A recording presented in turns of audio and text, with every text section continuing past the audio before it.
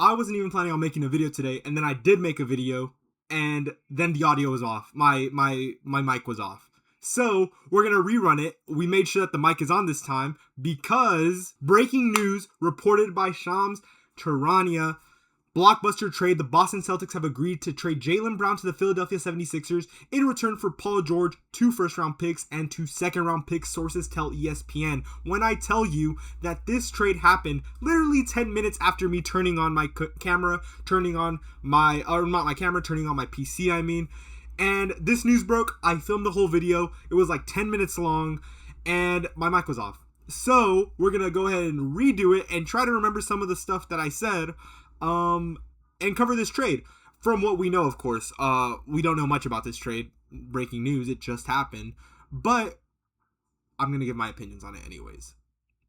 So, the Boston Celtics have officially traded Jaylen Brown to the Philadelphia 76ers in one of the biggest moves in this offseason easily. I feel like every time we talk about trades this year, it's been a big move in the offseason. But that's what it's felt like, truthfully. It's been a crazy offseason.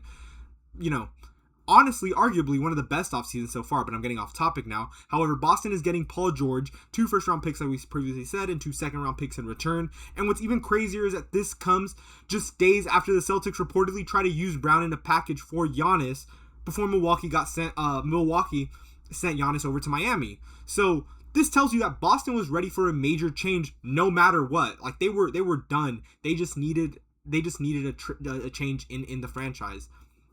Brown leaves the organization after 10 years with the Celtics, and he leaves as one of the greatest players in this franchise's era. I wouldn't say history, I will say era. Since being drafted overall, 3rd overall in 2016, he has made 5 All-Stars. He's 5 All-Stars, 2 second-team All-NBAs, finished 6th in MVP voting. He helped lead the 2024 Celtics to their chip and won their Finals MVP that year as well. And this past season honestly might have been his best season yet. With Jason Tatum missing time early in the season, a large chunk of time at that. Let's not forget, it wasn't just a little bit. It was a large chunk of time at that because of an Achilles injury. Jaylen Brown really did step up and for the Celtics and became Boston's number 1 option. He averaged a career high in 28.7 points per game, and he led the Celtics to the number 2 seed in the East. Unfortunately, their season did end early, ironically against Philadelphia, if you guys remember. But yeah, honestly kind of crazy because there was a lot of speculation of if Jaylen Brown and Jason Tatum got along. Again, that's just media speculation, but something that was for certain, though, was who was the number 1 option truly on that team, because it felt like you had a team with 2 number 1 options, and it was 2 guys who, let's admit, had an ego, even if Jason Tatum's ego is a little less than Jaylen Brown's. But ever since that chip, it was a lot of talk of, is Jaylen Brown the Robin to Jason Tatum's Batman, or is Jason Tatum the Robin to Jaylen Brown's Batman? And through the discourse last season, it kind of proved like, hey, maybe Jaylen Brown is that guy and is going to continue to be that guy for the Boston Celtics. But, let's move on. Let's put a pin in that, and let's talk about the Sixers for a little bit, because this is an all-in move for the Sixers. Do not get this wrong. This is not a franchise building move. No, this is a win now move. They spent years looking for the next best star to pair up with Joel Embiid, and now they're betting all their chips on that being Jaylen Brown, because let's think about it. He gives them another elite 2-way wing that can score without needing the ball in every possession, while also taking pressure off of Embiid and Tyrese Maxey. And of course, VJ Edgecombe just stands out alone because he's such a great player at his age for this organization. But if we're being honest, Boston, meanwhile, is betting on a possibility. Don't get this wrong. I really want to emphasize this. Boston is betting on a possibility. Paul George is still an excellent player. Go Dogs, Fresno State, legend right there. Ball game, everything. Paul George is a great player. Do not get me wrong. However, Paul George is a great player when healthy. Little asterisk there. And he's also 36 years old. Let's not forget. He's not a young guy anymore. He's 36 years old.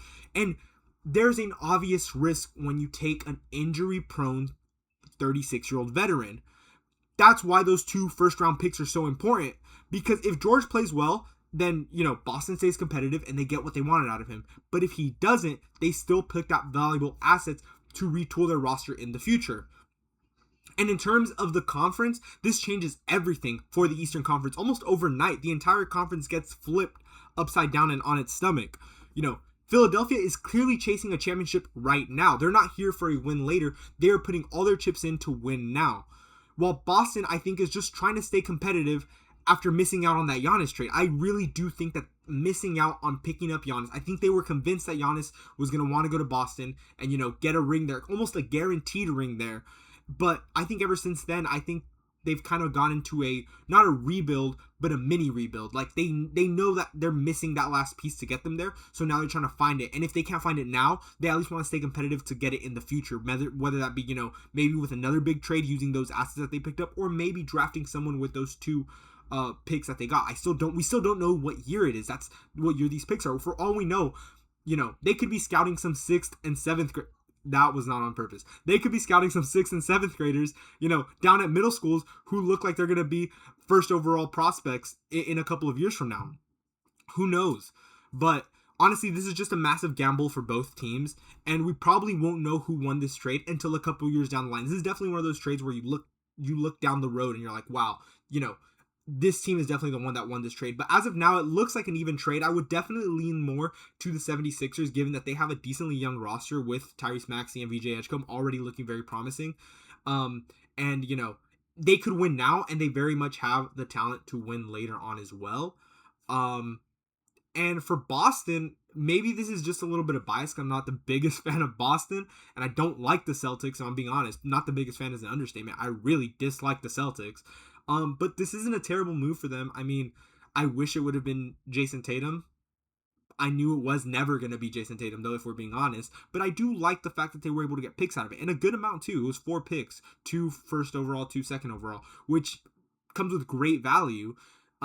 Whether you want to use those in a package or you want to actually use those picks for yourself. But let me know what you guys think. This is a super quick video. I just wanted to get this out there because I feel like it just broke. I would love to make a follow-up to this with more of the information. Who knows, maybe, we see another big move from one of these two teams in a couple of days, and we can report back on that. But yeah, that's pretty much it.